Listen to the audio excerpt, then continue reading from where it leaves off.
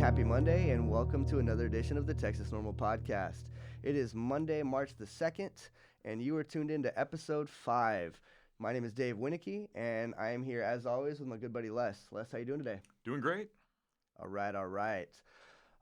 Folks, I want to go ahead and take a second before we get into this and give a shout out to our sponsor, Focus Lens Media, providing professional video services at affordable prices.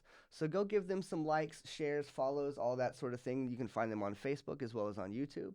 And while you're out there in the world of social media, do the same thing for us. Give us a like, share, follow, subscribe, all those things. We really want to get the word out. And if you have any questions, comments, or concerns, or some topic ideas or interview ideas, please reach out to us at podcast@texasnormal.org. So today, we're talking about the children. What about the children? That's the biggest pushback that I get from so many prohibitionists when I try to have this conversation. Well, what about our children? What about America's youth? Well, let's address that today. What about America's youth? I know the war on drugs is very, very devastating, but just how devastating is it on our children, on the youth? We're going to cover that today. Roughly 17% of all juvenile arrests are for drug offenses. In the year, 2014, so a few years ago, some old data, but in 2014, 5,466 arrests out of a total of 5,666 marijuana arrests were for simple possession. So let me say that again. In 2014, there were 5,666 children arrested for cannabis. Of that number, 5,466 were for simple possession. That means they got 200. So 200 kids. Will, yeah. 200 kids were dealers. All the other kids had a J on them. Right. Yeah. That's ridiculous. Yeah. And then their lives are changed forever. And what are we meaning by dealer here? I mean, like the kid who sold them 2 Js? Probably. Yeah. Cannabis possession ranks number 6 nationally on the most frequently committed crime by juveniles. So today, we have the distinct pleasure of chatting with somebody who has been a public educator for several years. He is an assistant vice principal at a high school. He also holds a secretary of the board position for our organization, Texas NORML. Please help me in welcoming Carlos Caro. Carlos, how are you? I'm doing great. Thank you all for having me. Thank you, Dave. Thank you, Les. I'm very happy to be here. Thank you very much for being here. Now, Carlos, we're going to jump right into it. You moved to Austin from the Rio Grande Valley after living and working there for many, many years.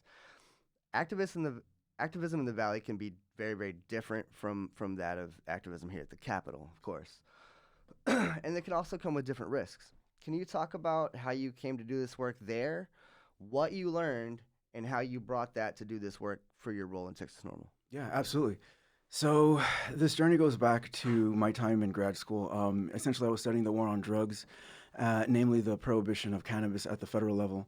And in doing my research and my studies, it's one of these things where, what you're told your entire life, what you've been propagandized in public schools and through the media, turns out to be patently false.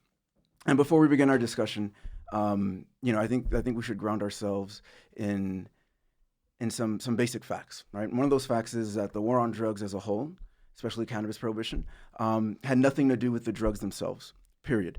And it had everything to do with the associated quote unquote other and the attachment of certain substances with that undesirable group and the persecution of said group. So if we go back to the 1880s, 1890s, we see the persecution of Chinese immigrants in the United States and the linking of opium use with this group and the subsequent mass deportation of these individuals.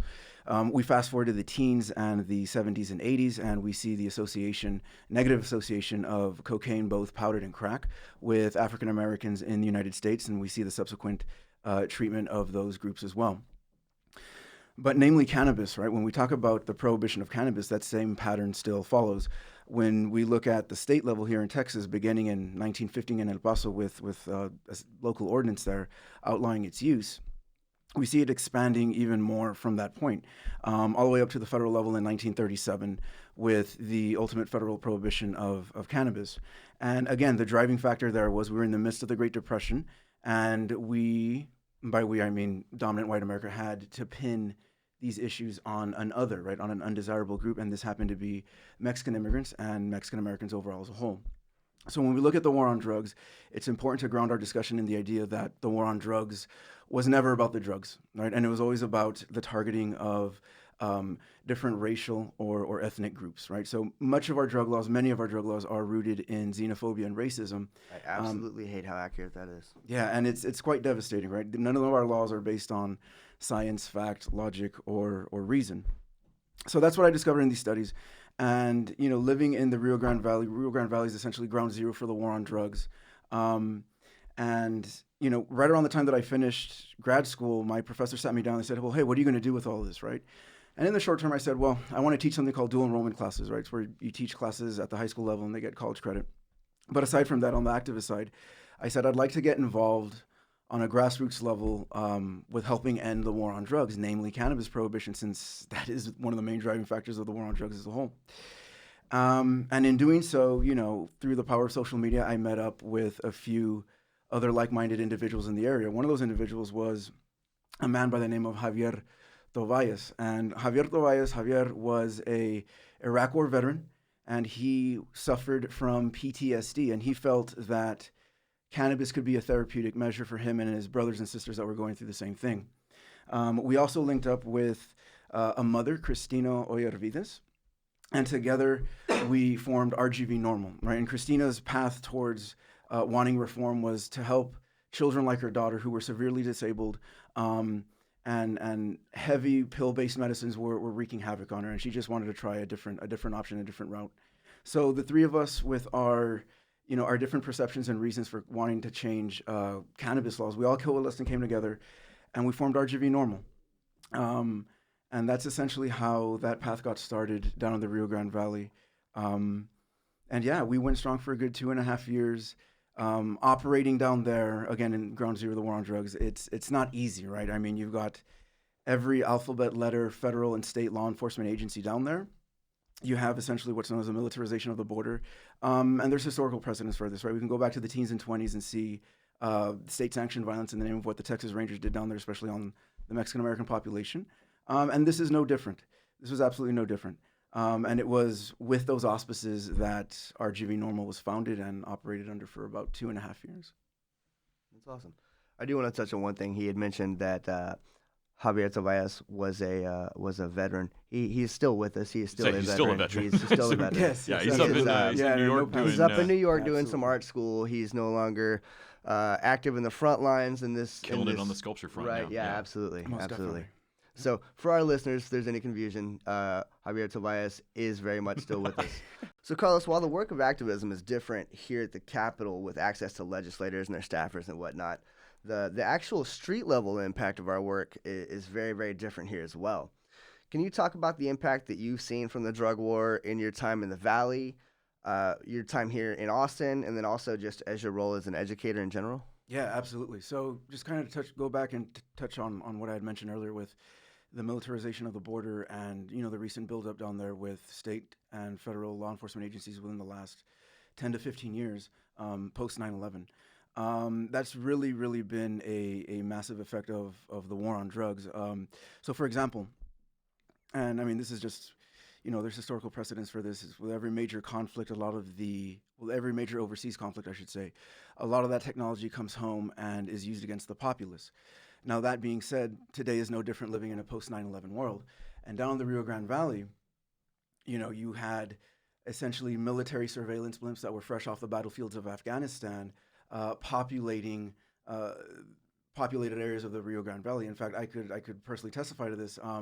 One of these surveillance blimps was so close to residential neighborhoods that from my parents' backyard, you could essentially read the tail number off this federal blimp. And then within eyeshot distance, there was another federal blimp. At one point, a majority of these military surveillance blimps were placed in the Rio Grande Valley, along with all the other technology I'm sure that we're not aware of. But yeah, absolutely. So again, there is a historical precedence for this state-sanctioned violence and aggression. And again, the current climate on the war on drugs in this post 9/11 world that we live in is nothing new. Again, we can go back to the teens and the 20s and the Mexican Revolution raging on the other side of the border, and that led to a buildup of state and military forces on the border and led to some horrible atrocities against the populace as well. Yeah. Yeah. So that was essentially the background with which the war on drugs had created in the Rio Grande Valley. And I mean, it had always been there, but again, being in this post 9/11 world, linking not only um, the war on drugs with narcotics, but also with that of terrorism, it's really led to a very, very um, police-like state down in the Rio Grande Valley in certain areas of the border. With regards to how it is here in Austin, now granted, you don't have that in-your-face militarization like there is on the border.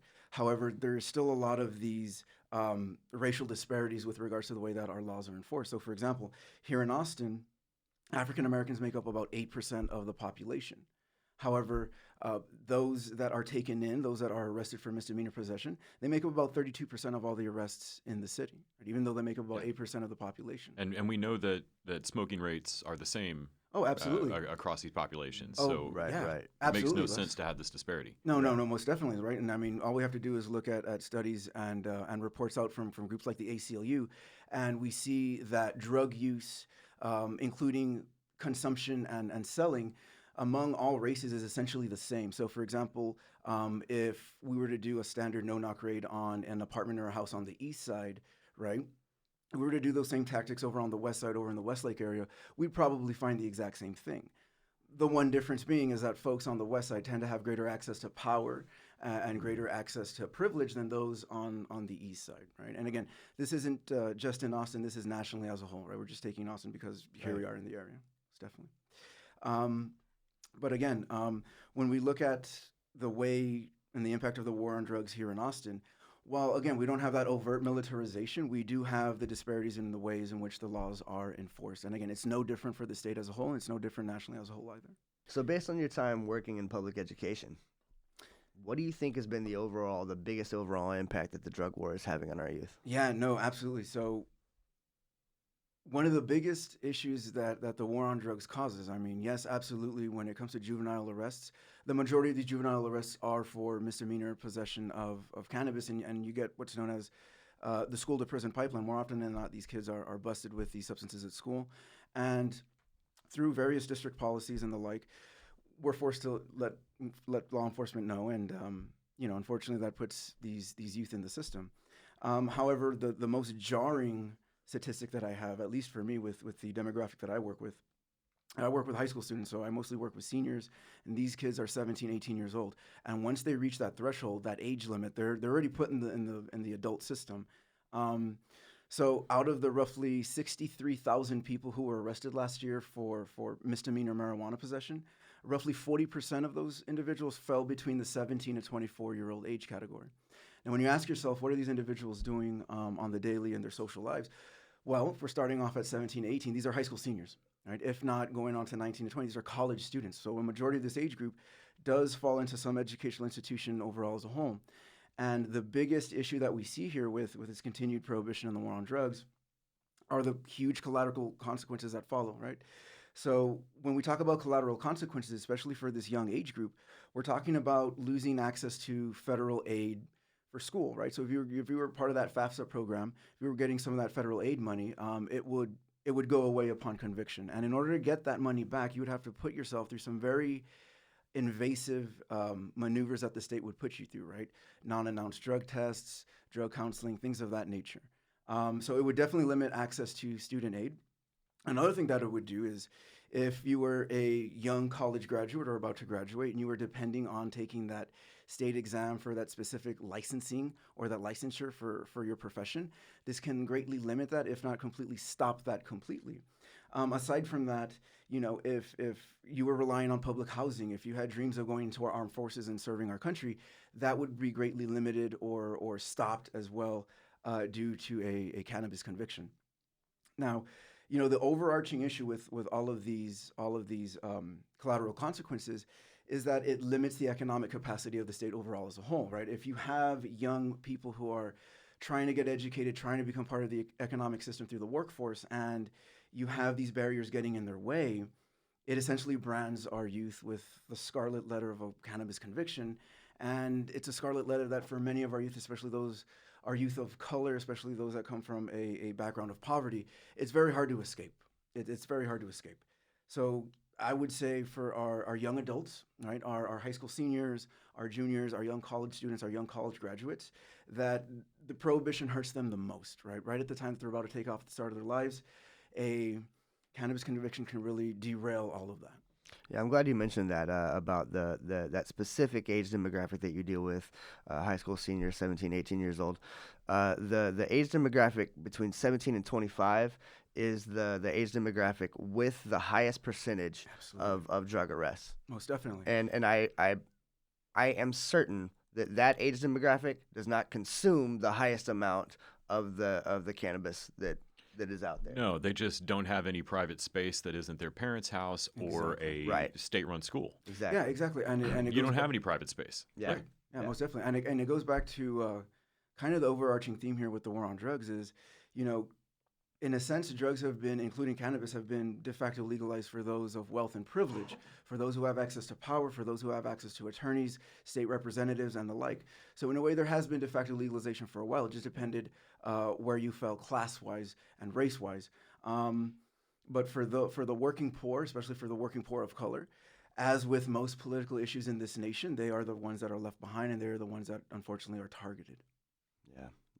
Yeah, I mean, I think we see it every time there's a I loved the movie 9 to 5. I saw when I was growing up. There's a very funny scene where all the women find an old joint in one of the kids' drawers or something, and they sit and have a fine large time smoking that joint, and it's played for laughs. Exactly. While at the exact same time that movie's in theaters, and even now, hundreds of thousands of people, I mean, millions of Americans in prison just for exactly that. Exactly.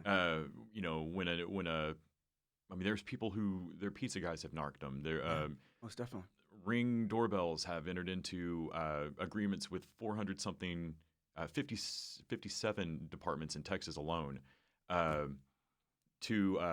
In theory, they can reach out, request to see things recorded on your doorbell. You get an email and you can refuse. But that sounds like an awful lot of politeness to count on for me. And we're aiming all of this at our populace for a thing that has, like you said, been de facto legal for a long time. Yeah, I mean, exactly. Everybody of a certain economic class knows that the most, that pot's a silly thing you maybe tried in college, whatever. Exactly. Yeah. It's in every teen movie, unless you're beyond a certain shade of tan or a certain economic level, and then you're in prison. Yep. Yeah. And I think it goes to again, going back to the larger sense of why is this run the way it's run.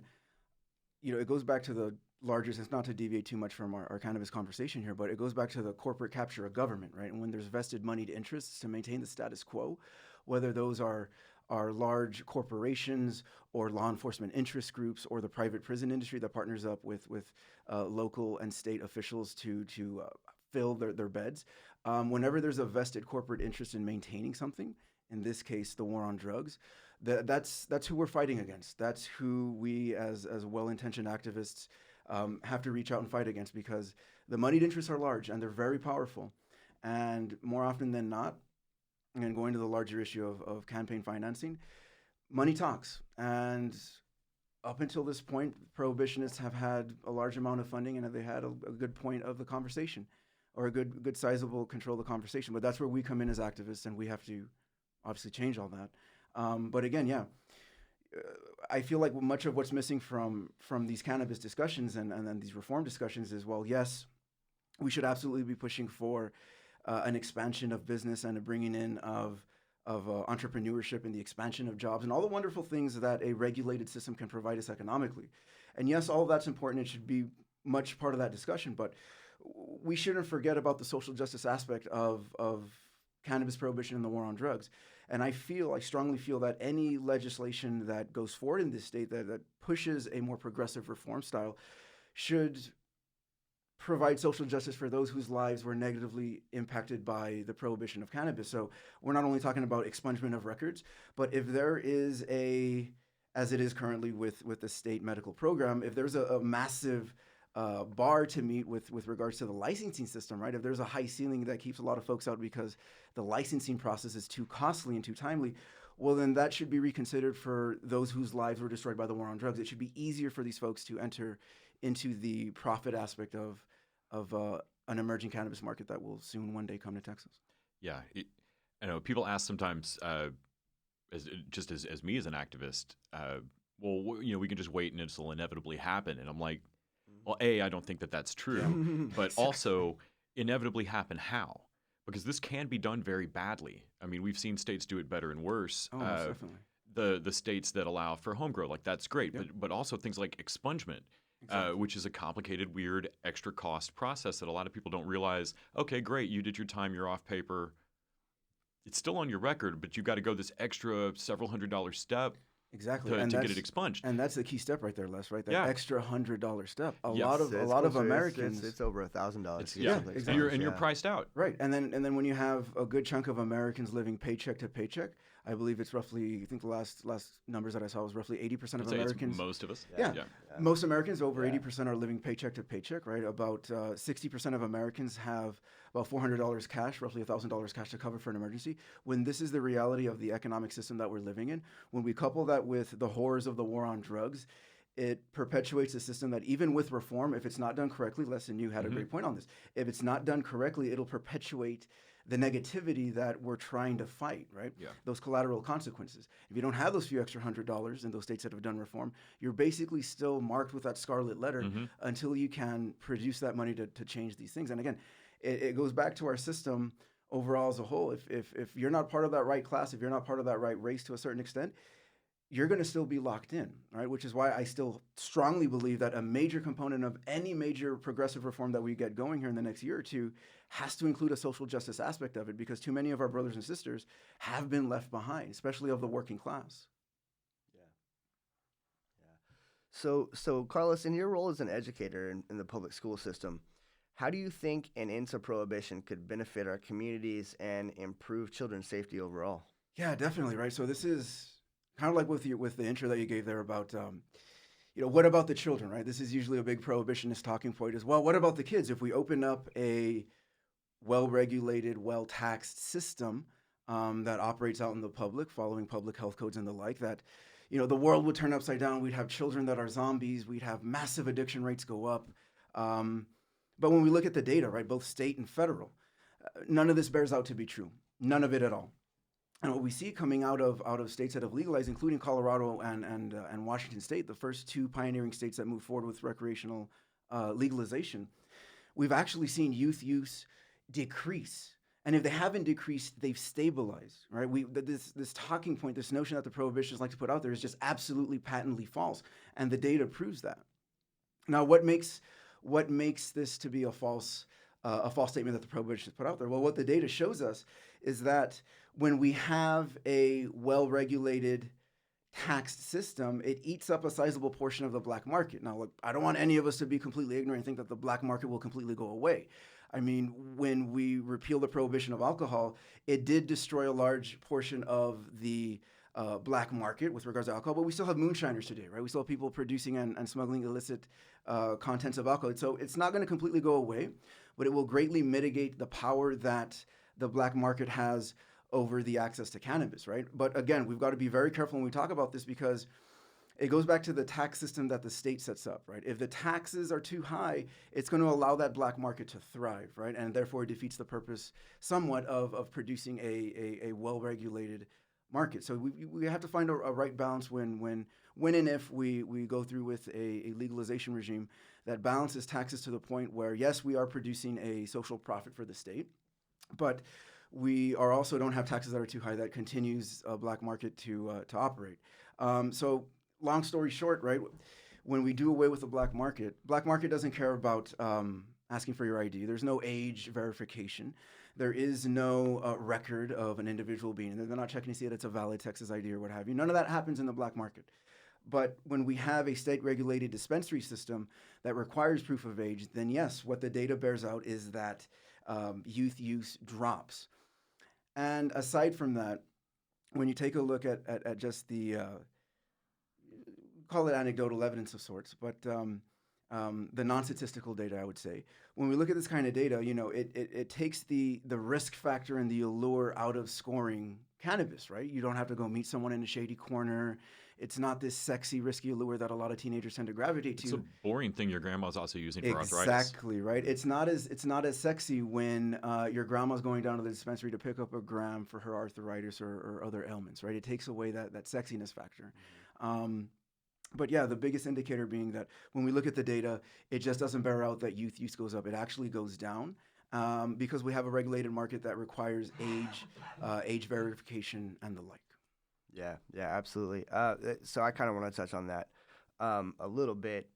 It always happens every year around Halloween time. You see the articles that go around in social media about some supposedly it happened in some state where they left the wrong candies out at Halloween and someone got a hold of some edibles.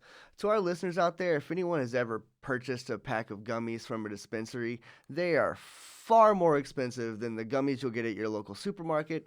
There's absolutely zero chance that those are going to get confused when you're putting out Halloween candy. Yeah, I don't know how many people have been to legal states, but generally the packaging looks ridiculously different than normal candy. And not always, unfortunately. Most of what I've seen look weird. But yeah, even if it doesn't, I know it's a joke meme, but really, they're more expensive and they're hard to come by. I'm never gonna give my Nobody even children wants to give full-size candy bars. $60 bag of gummies. Yeah, exactly. I don't even want to give away full-size Snickers, man. I'm not giving your kids like dispensary gummies. That's crazy. Yeah, it's not happening. It's a urban legend. The propaganda. Same as, it's reefer madness. And all reefer that. madness. Yeah, exactly. And y'all are correct on that. I mean, there is zero statistical, or not, I won't say statistical, but there's zero proof out there that this is actively occurring on such a large scale with what the media is putting out there. Now, are there youth in America who are getting in and finding their parents' stash, who maybe shouldn't be rummaging around through drawers and cabinets and whatnot in their parents' room? Sure, that's happening. I'm not going to name any names, but there were youth in America in the 90s who may have found some apple brandy and thrown up their toenails. Just saying. Yeah, whatever. Yeah, and that's the thing, right? And then when we talk about that issue right there, I mean, that goes back to a personal responsibility issue on the part of the parents. Absolutely. And packaging design and things like that, right? I mean, the state cannot regulate morality, and this goes to that issue as well.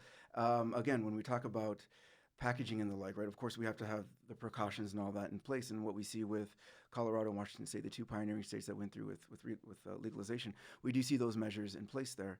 But again, going back to what Les was saying, there is absolutely no, major evidence out there that this whole propaganda reefer madness story that comes out every Halloween about there's going to be edibles and there's going to be this and that put in your children's candy, that really hasn't come to fruition. Just like, another prohibitionist talking point when it comes to cannabis being a gateway drug, right? That's in my refrigerator.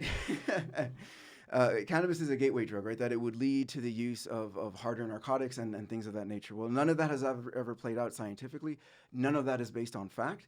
It would be the same as if I were to ask Dave and Les here, all right, guys, how many of y'all have drunk milk growing up, right?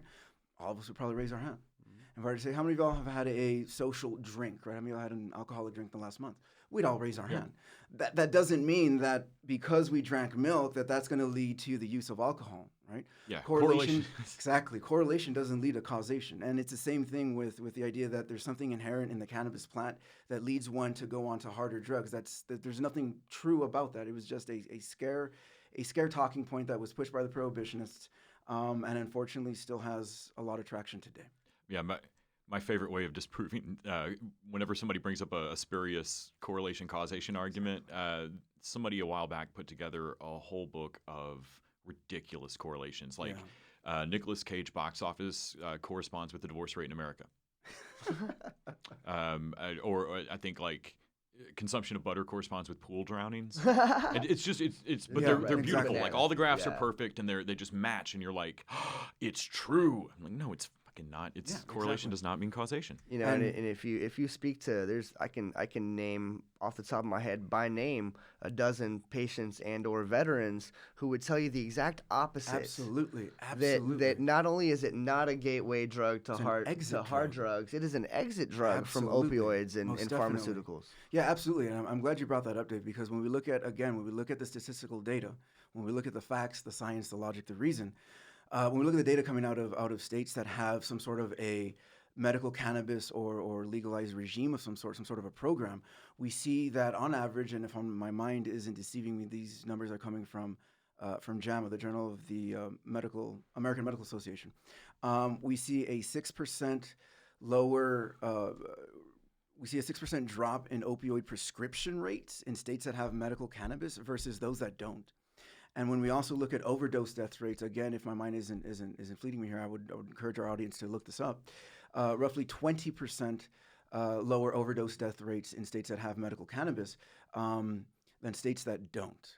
So again, not saying that this is a direct result of it, but the stats play out that it just doesn't lead, cannabis use doesn't lead to harder drug use. In fact, like Dave, like what you were saying right here, it's an exit drug, right? It takes many people out of the opioid crisis.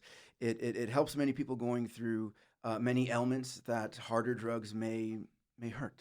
Right? So maybe they just got the first part of that statement right, but not the second part of that statement. Cannabis is a gateway drug, but it's a gateway to a better quality of life. Maybe. Oh, most definitely. And then I know that we had mentioned veterans here, and I know that we're talking about our youth, but yes, we're losing on average, if that stat hasn't changed, 22 veterans a day.